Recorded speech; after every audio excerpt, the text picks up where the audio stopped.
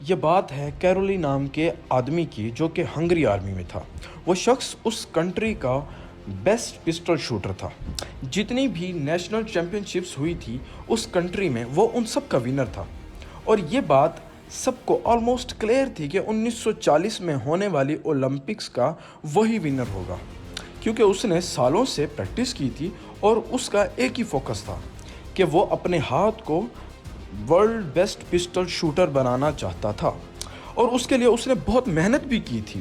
1938 میں آرمی کا ایک کیمپ چل رہا تھا، ایک ٹریننگ کیمپ چل رہا تھا، کیونکہ وہ آرمی میں تھا تو وہ بھی ٹریننگ کر رہا تھا۔ تو وہاں ایک حادثہ ہوا، وہ یہ کہ جس ہاتھ سے وہ شوٹنگ کیا کرتا تھا اسی ہاتھ میں ایک ہینڈ گرنیڈ پھٹ گیا۔ یہ وہی ہاتھ تھا جس سے اس نے گولڈ میڈل جیتنا تھا اور اپنے آپ کو دنیا کا ورلڈ بیسٹ شوٹر ثابت کرنا تھا۔ بد نصیبی کہ وہ اب ہاتھ ہی نہ رہا۔ ایک سال گزرا اور 1939 میں ہونے والے نیشنل چیمپئن شپ میں وہ کمپٹیشن دیکھنے گیا، تو وہاں کھڑے اس کنٹری کے بیسٹ شوٹرز اس کو ملنے آئے اور شکریہ ادا کرنے آئے کہ کیرولی ان کا کمپٹیشن دیکھنے آیا ہے۔ لیکن اس بات نے ان کو حیران کر کے رکھ دیا کہ جب اس نے کہا کہ میں تمہارا کوئی کمپٹیشن دیکھنے نہیں، میں تم سے کمپٹیشن لڑنے آیا ہوں، کیونکہ اس نے پورا ایک سال اپنے بچے ہوئے الٹے ہاتھ سے پریکٹس کی تھی اور اس کی محنت کام آئی اور وہ چیمپئن شپ جیت گیا۔ لیکن وہ اپنے آپ کو دنیا کا بیسٹ شوٹر بنانا چاہتا تھا، اور اس کے پاس صرف ایک ہی سال تھا 1940 میں ہونے والے اولمپکس کے لیے۔ اس نے اپنی جی جان سے محنت کی، اور جب 1940 کا اولمپکس آیا تو وہ کینسل ہو گیا ورلڈ وار 2 کی وجہ سے۔ وہ مایوس نہیں ہوا، اس نے اگلے اولمپکس کے لیے محنت شروع کر دی جو کہ 1944 میں ہونا تھا، لیکن وہ بھی کینسل ہو گیا ورلڈ وار 2 کی وجہ سے۔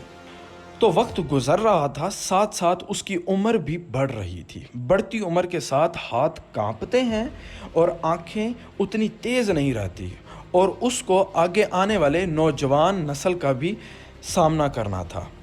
جب 1948 میں اولمپکس ہوا، ہر بیسٹ شوٹر اپنے بیسٹ ہینڈ کے ساتھ وہاں پر تھا، جبکہ کیرولی صرف اپنے اونلی ہینڈ کے ساتھ، جو کہ اس کا الٹا ہاتھ تھا، وہاں پر موجود تھا، اور کیرولی وہ اولمپکس جیت گیا۔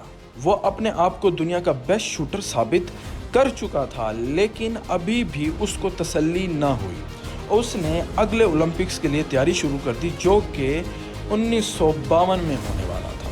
تو اس نے 1952 میں ہونے والے اولمپکس میں حصہ لیا اور گولڈ میڈل اپنے نام کر کے اپنے آپ کو دنیا کا ورلڈ بیسٹ پسٹل شوٹر ثابت کیا۔